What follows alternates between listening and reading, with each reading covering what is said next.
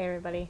So yesterday was Super Saturday, and I was listening to Josh Spencer and Chris Ballmer and T-Shirt Bachman and all the others do their presentations, and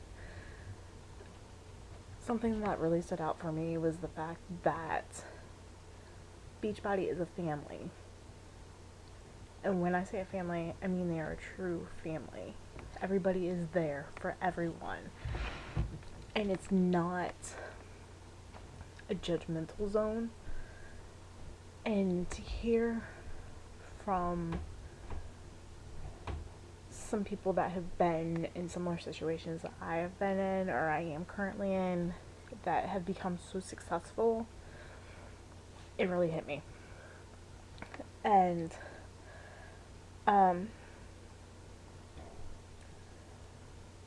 I want to share something with you that is kind of personal and it's kind of embarrassing, and I don't know. I just think that it needs to be out there to show that we're there for everybody.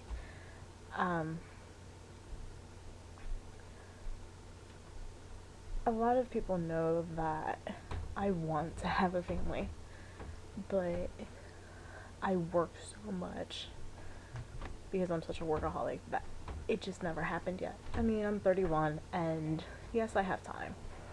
It's not a big deal. But, when you're working 70 hours a week, 7 days a week, it's kind of hard to meet somebody. And so for me to have a family, it's going to take some time. But one of the things I've learned is that I want to be able to provide for my family and have the things that I may not have had growing up. I want them to be able to do things that I wasn't able to do because my parents couldn't afford to do it. And I don't want to have years where I can't get my kids things for Christmas or their birthdays or whatever the case. I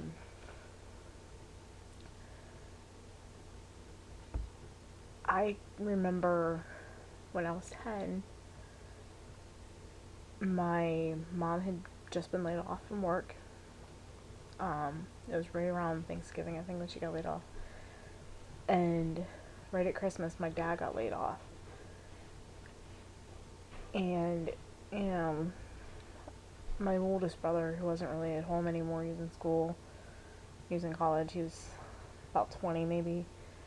My other brother was probably about 15 or 16, so he really could care less. But then there's me, and I'm 10 or so, and so, Christmas was a big deal. And I can remember my mom saying,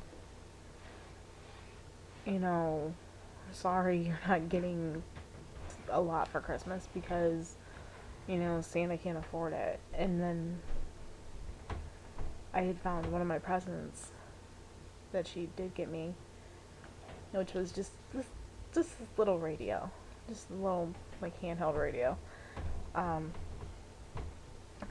And that's when she told me that Santa wasn't real and all that stuff. And I can't remember her telling me, your dad just got laid off and we don't have a lot of money, and so Christmas is going to be kind of thinned out this year. And I don't want to have to tell my kids that. I really don't. I want to be able to say, hey, what do you want for Christmas? Oh, you want a pony? Let's go pick out your pony. I don't want to have to say, sorry, mommy doesn't have the money this year, so you're not having presents, and you're not getting birthday gifts, and, we're not going to Disneyland because we can't afford it. I don't want to have to do that. And that's why I'm bettering myself so that physically I'll be there for my kids, because they're not gonna have to worry about mommy's health being bad. And I don't want them financially to have to worry about me. I don't want them to have to say, hey, my mom, doesn't have the money, so we're not going to be doing it. I don't want them to worry about that. And, it's been a struggle sometimes because I did have a lot of things going on in my life that weren't planned. I didn't plan on having three $8,000 surgeries on my legs for blood clots and not having my insurance pay for them. Well, technically the 8,000 is what I still owe after insurance. It was like 16,000 before, so I guess they did pay quite a chunk, but I mean, still a lot of money. And so I'm using it to pay that off right now so that my kids don't have to worry about that later on. I want to use the money to pay off my car so they're not going to have to worry about that. So they don't have to worry about paying for my funeral for when I'm 99 and, 364 days and then I die. I just want to be able to provide for my family and give them the best life that they can possibly have. If my kids want to take a vacation, I want to be able to say, here's the money, let's go.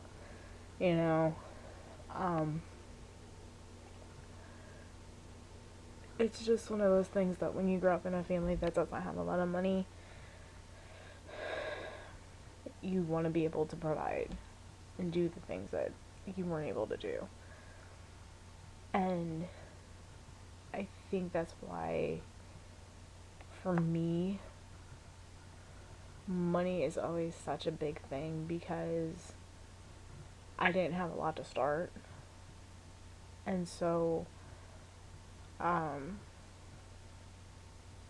when I want to go on vacations and that kind of thing, I take them, regardless if I can afford it or not, because I know I may not ever have the chance again and the opportunity. I'm 31. I've never been to Disney. I've never been to California to see my family out there. I've never been to Disneyland, never been to Disney World. I've never been to Canada, and I'm 4 hours away from it.